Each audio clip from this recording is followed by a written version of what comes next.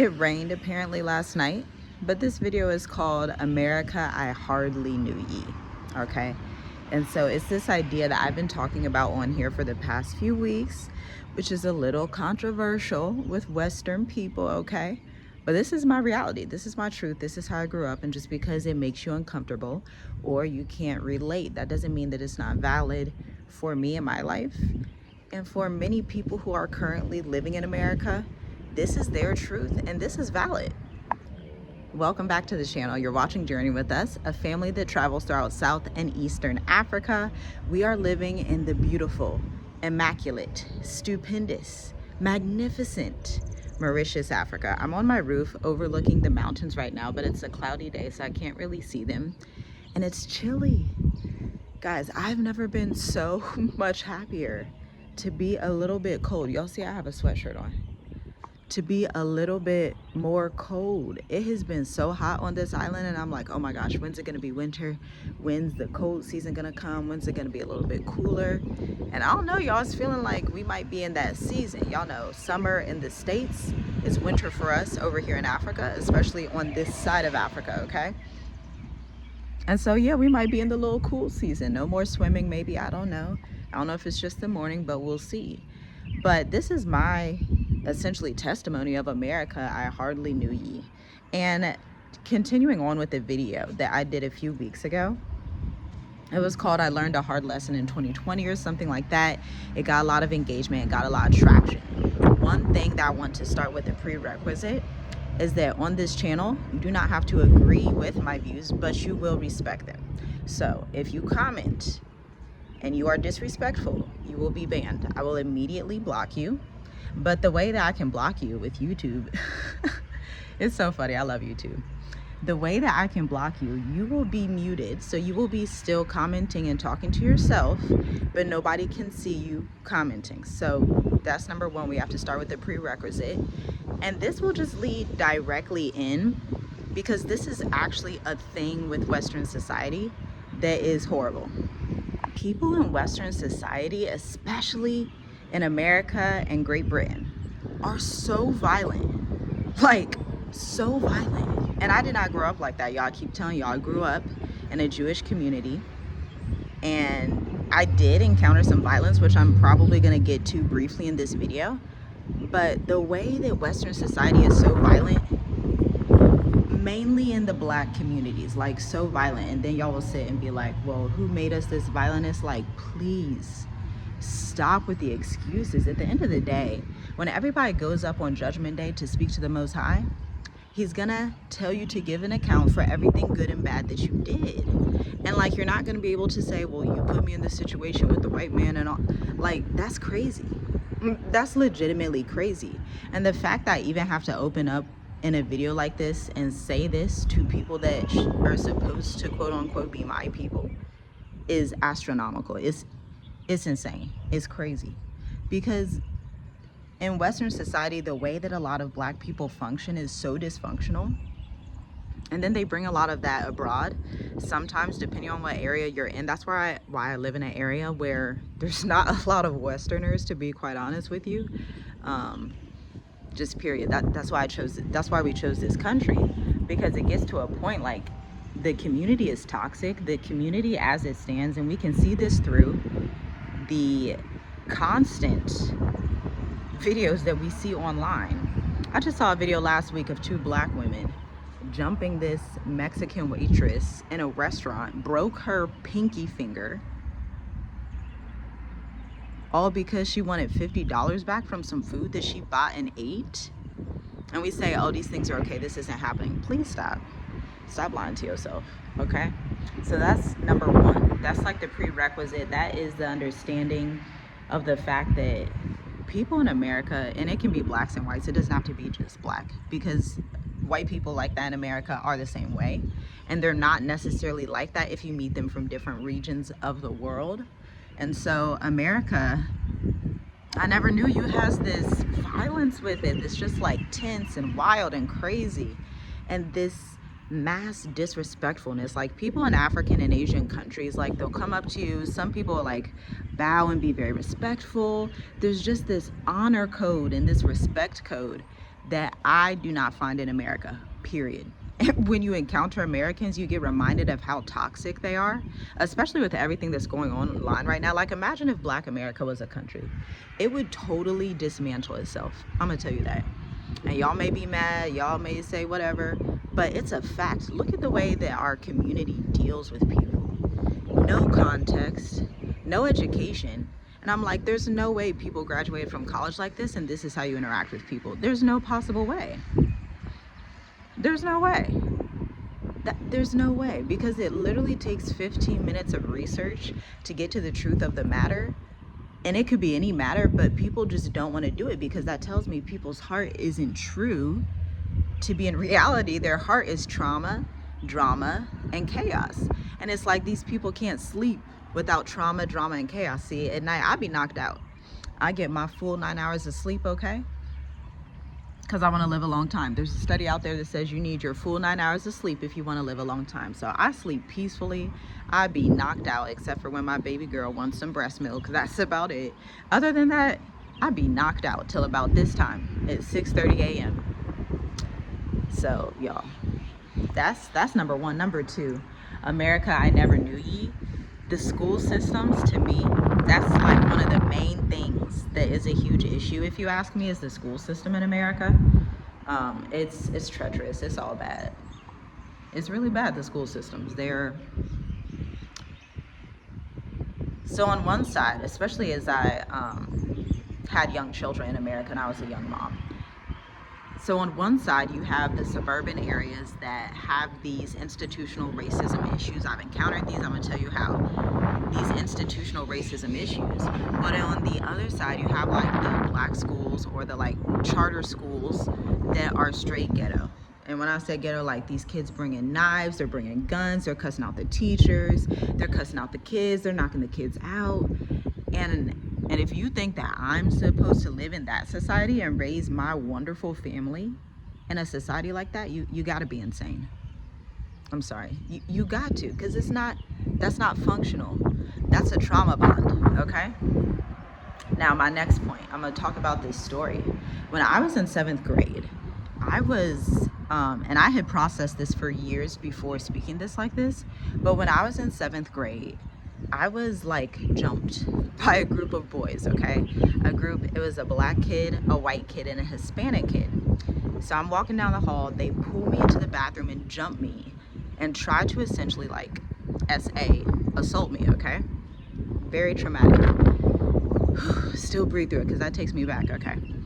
So I'm literally yelling for help. Nobody does anything. Nobody says anything. Again, this is in a Jewish community, okay? And I knew the Most High Spirit to me, his wisdom came to me, and he said, you need to keep your hands on your belt buckles. If you are not able to keep your hands on your belt buckles, it goes downhill from there, and you're not going to be able to get back up. You're drastically outnumbered. So I keep my hands very strong, and they're not able to essentially do anything, okay? So I'm going to leave it at that. I'm not going to get too graphic with that situation. But I think that this was a pivotal time in my childhood where I would start to internalize, I'm not safe in America. I began internalizing at an early age. I don't want to be in the suburban society. I don't want to be in the ghetto society of America. I don't want to be here, period. Now, I didn't know that at 12, 13 years old. I wasn't able to say, yeah, I'm gonna live in Africa when I turned 15, right? But by the time I hit 18, I was able to verbalize it and understand, like, oh no, this place is crazy. But let me tell you the part that's really crazy, and this is why I cannot stand people who either don't do research or have false accusations. You ready?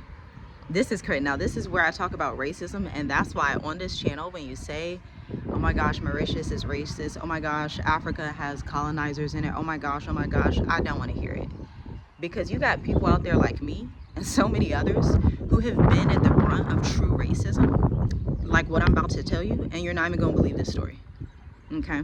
So that issue proceeded to happen, and it was all on film, very clear as day. I saw the film, my parents saw the film, they were livid, all the things. Now, mind you, remember I told you, there was one Black kid that, one Black boy, one Hispanic boy, one white boy. The white boy, he was, I don't know if he was Jewish, but he was wealthy. His family, they had money, they had power in that community, okay?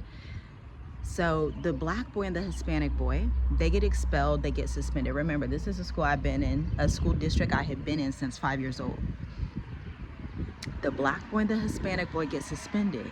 The white boy, but y'all say, you know, it's not racist. This is literally textbook racism. The white boy, what happens to him? He stays in the school, y'all. He don't get suspended, but they design it so that they don't put him in the same classes as me, okay? So this perpetrator, essentially, he's still in the school. Why? Because he's white. Literally, like that's textbook racism, okay? Like literally, where you have one set of people that are brown and black, they get a certain set of, how can I put it? A set of, I guess, judgments, I guess, whatever you'd like to call it, punishments. But because somebody has white skin and white parents, they did the same exact crime. They did the same exact case, right? But because it's a white person, they don't get that, they don't get the same judgment or punishment as the other two. That's literally textbook racism. So please, when you come to this channel, make sure you have put your common sense on for the day. Make sure you come in with facts and context, because over here, we've dealt with some real stuff. We've dealt with some real stuff at a very young age, but I thank the Most High. I'm in a place now, being 29, where I can thank the Most High and be content with that experience. Because at the end of the day, somebody has to wake up and see the society is not right for their family and for their lineage. That may be you, and this may be something that happened to you and you're too afraid to speak up. I just remember at that age, like my parents were like, I want you to take them to court and I want you to testify. And I'm like, I don't want to testify about anything. I want this to disappear. I don't want to be seen. Stop. No. I'm not testifying. I'm not doing nothing. And so that was like textbook racism. Now, let's continue on. The story's not done. The police, because they have to research these things, okay, and understand, you know, what happened. And so they're doing an interview, and this racist white police officer, y'all, I will never forget this in my life. This is why when it comes to false accusers, like, don't play with me. I go in. So this lady, she's a police officer. And she's like asking the regular questions, but then the questions start to turn a little bit, and she starts saying, well, do you think they really meant to harm you? And I'm like, you see the video, right? Do I think they really meant to harm me? And then she was like, well, would you be willing to take a lie detector test? I was like, yeah. And she's like egging on these questions. And this is why it's so easy for me to discern the modes of people, because I've dealt with people who do not have true, pure intentions. So when you see somebody that's kind of like egging you in a direction, and it's basically psychological witchcraft, okay? Where they're trying to get you to say something that's not accurate, or trying to get you to, but could it really be like that? Is it really that bad? Is that really what happened? And it was a kind of thing, so it was like, okay, so if it wasn't that bad, why'd the other two people get expelled, right? Make it make sense, be factual. But this is how racism functions. Institutional racism functions like that. And the main function, 1, is to suppress black voices. 2, is to dismantle black voices. 3, is to not stand up for the oppressed, period. So I, as a child, and even as an adult, I'm hard to trigger. It's very hard to trigger me. If you try it, you're gonna fail for a fact. I'm just very calm. I come from a family lineage of people who are very chill, very calm, especially on my dad's side. Very smart, wise, very articulate. It's very hard to trigger us. I'm gonna just put it like that. It's darn near not possible, okay? I think the only way you could trigger me is probably my children, okay? But finishing the story, so these things, at 13 years old, these things can pile up to make who I am today, to make the choices that I made in my life for my children, because I knew the odds, to be quite honest with you, the odds of a child growing up, black or white, in America and not being, I gotta keep it PG, not being assaulted in that specific way, either by their neighbor down the street, their cousin, or somebody you meet at school. Because it came down for me at 18 years old. It was like I started to see it's the entire society. There's no go to the white suburban neighborhood. There's no, oh, go to the black neighborhood. Oh, go to the Hispanic. It's the entire society that's screwed up like that. Look at P. Diddy. Like, it's the entire society. Look at, what was that old man that owned that island in the Bahamas, or near the Bahamas? Weinstein, or Harvey Weinstein? Like, these things don't happen, and it's just like an anomaly. Like, that's the regular in America. And so when I say America, I hardly knew you, that's embedded in the society. That's something that very early on I was like, no, I'm good, I think I'll pass. And I'm not saying things like that don't happen in other places. Clearly, obviously they do. But you see these things in much higher numbers in countries like America. But I've heard the same about South Africa. This is also why I'm not willing to go. I'll be honest with you. I don't, to potentially no, I'll pass. I'm gonna stay on one of the safest countries on the planet, right where I'm at, where I can go walk through my neighborhood, go see the mountains, go say hi to the people who walk by, you know. That's how I plan on living the rest of my life. Very simple. Tanzania is another country, very safe. You know, it may have some corruption issues, but at the end of the day, Tanzania, you can walk down Tanzania, and the men, for the most part, are very respectful. The women, for the most part, are very respectful. You can walk and you'll be pretty much safe. But there are countries, like in America, like in Great Britain, like in what I'm hearing about South Africa, that it's not so. And so for me, safety is my top priority for myself and for my children, for reasons that I just expressed. Okay, that's number one. I mean, that's number two, because we were talking about the prerequisite of violence, which kind of goes hand in hand with what we're talking about. I guess this whole thing is about like violence in America, because it's, y'all, and I just knew, I was like, I do not want my children to grow up in this society. It doesn't matter if you're the richest. I don't care if you got Apple, Walmart, I don't care. It's not functional for humanity to live in America, period. That is my 110% belief, period. That's why on this channel, when we preach and testify, and it was literally a testimony, because I look back like, how did I even get out of that? Like, really, how did I even, you know, my messengers must have been right near me that day, because 3-1, and I was strong in school. I did track, I did volleyball, I did basketball. I'm quick, I was strong, okay, and I would beat all the boys. But child, that was 3 against 1, and one of them was like 6 foot. And so it's like the messengers of the Most High were just with me that day, like, for real. That's why I always testify of him, because he, y'all, the way he saves me out these insane situations, like, oh my gosh, I'd be like, every couple years it'd be a Joseph moment. But I continue to meditate on Joseph's scriptures in Genesis, and then also in the testament of Joseph, where he's saying this queen, this woman of Pharaoh, continues to try to trap him over and over. And you know, evil people are diligent in their evil, okay? Just diligent. When I say evil, people who lie and have false assumptions, people who accuse, function as their father, the devil, against the righteous, period. That's what it is. And so Joseph, he would stay in composure. He wouldn't get too stressed.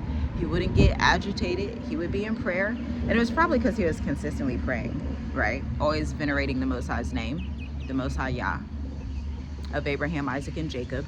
But he would keep his cool, and he would say, you know, yeah, my brothers sold me off. Yeah, they did this. But he wasn't willing to, how can I say, he wasn't willing to expose them to the Egyptians.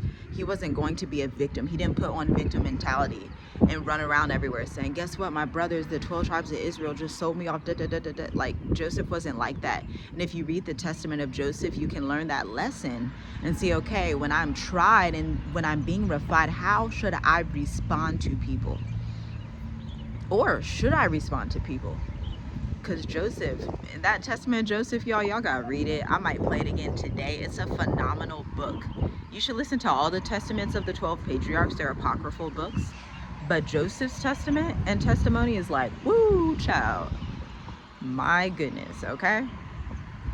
So yeah, America I Never Knew Ye won't be returning to the, if it, you know, absolutely not. It's a decayed society for Black and white Americans alike, Chinese Americans, Mexican Americans. It doesn't matter who you are. And it's just from that standpoint of the society is so filled with debauchery and lewdness and occult magic and all these different, y'all know Hollywood, the humiliation rituals they have to go through. These celebrities come out. We were watching Hardly Initiated the other day, my husband and I. And there is a Nigerian guy who married a Tanzanian woman, and they live in America, I believe, but he was testifying of the fact that even though they're in the industry, they're not of the industry, right? So he's talking about the Most High, God, and how much he's done for him, and how, you know, people in the industry, they really do that occult magic. They really do that stuff. And he was almost trapped in it in a spirit of lust. And he was like almost trapped before he had to cry out and say, okay, I'm done. Like, I tap out. I can't do this. I have a wife and children, right? But that's American society. That's not just something that's for celebrities. That's something that happens in huge numbers across American society, especially to children. Mind you, when did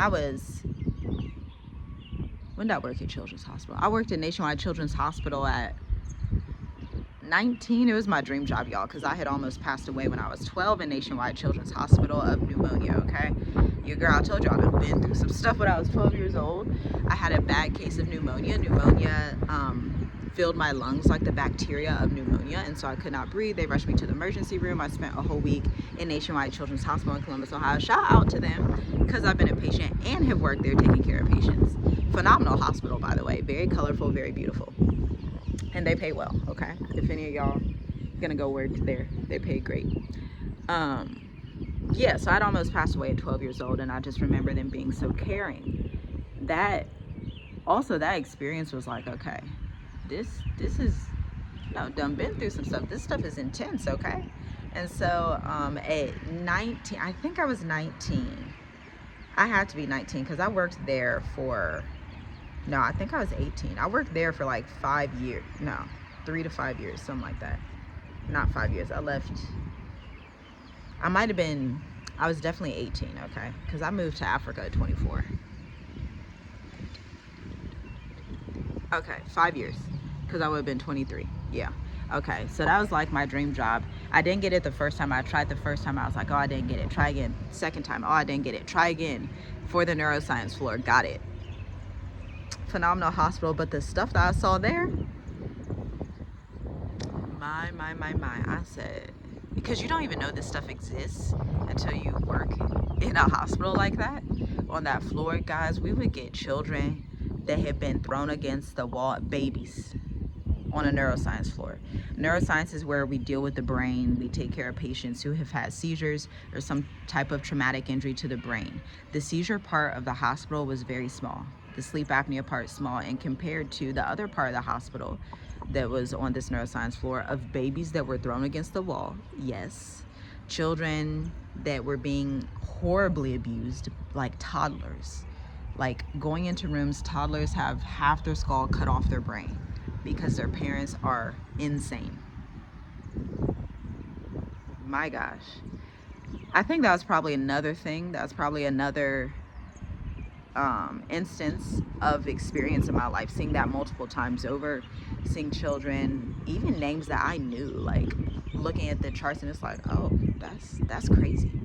And seeing like, oh yeah, their parent had thrown them against a wall and thrown them out and hit them against the refrigerator. That was another case, kicked them out the walker and all this stuff. And it was like, y'all, Americans are crazy, y'all. Crazy. Because stuff like this is unheard of in Africa. It's just, and it may increase because it's the last days, but just right now, if you tell people this, they're like, huh? And it would happen all the time. We were a busy floor. Like, we were always busy. Now, they also had like the tonsillitis kids on the floor, which is fine. But yeah, y'all. These are some, I want to tell you these stories so that you can empathize and understand. And for you may even have these stories that you have have not allowed yourself to process and say out loud, that you have not allowed to be real and true. But reality is true. If it happened, it's true. If it happened, it's reality, period. And so, yeah, hopefully this helps you, encourages you to be like, okay, what society am I living in? Do I value these norms that they have in this society? But also, hopefully encourages you to understand that whatever happens to you in your past, whatever people do to you, just like the story of Joseph, again, go read that story. You do not have to be a victim of what happens to you. On this channel and in my work life, I don't lead with victimhood. I'm victorious, always, every day, period. Right? The fact that I've never even told that story on here, and the title of this video is not even gonna literally be that story, it's just a testament. Like, be victorious, walk in your power, walk in truth, heal, get what you need from the Most High first, and you can live your best life abroad, because the Most High, he is faithful. I'll tell you that. When I say the Most High is faithful, your girl has been near death, your girl has been jumped by three. Oh, child, your girl has been lots of diverse things. But just like in the story of Joseph, you know, his family sold him off. Then, you know, the Arabs sell him to the other people. Then Pharaoh's wife, she accusing him. Then they lie on him there. Now he may be in trouble with Pharaoh for something he didn't even do. And it's like, through and through, the Most High will see you through all of it, period. All of it, for a fact. I've gone to the point in my life now where it's just, you just wait on him. You just wait on him. You don't fret. You just be like, all right, well, I'm going to sit and worship while I wait. Because the Most High Yah, he is for a surety going to plead the cause of the righteous. But the wicked will fall in the traps that they have made for the righteous. And that's it. That's the blood of Yahusha. That's his name, salvation. Be blessed. Let me know what your biggest takeaway is from this video. Like it, share, comment, subscribe. I'll see you in another one.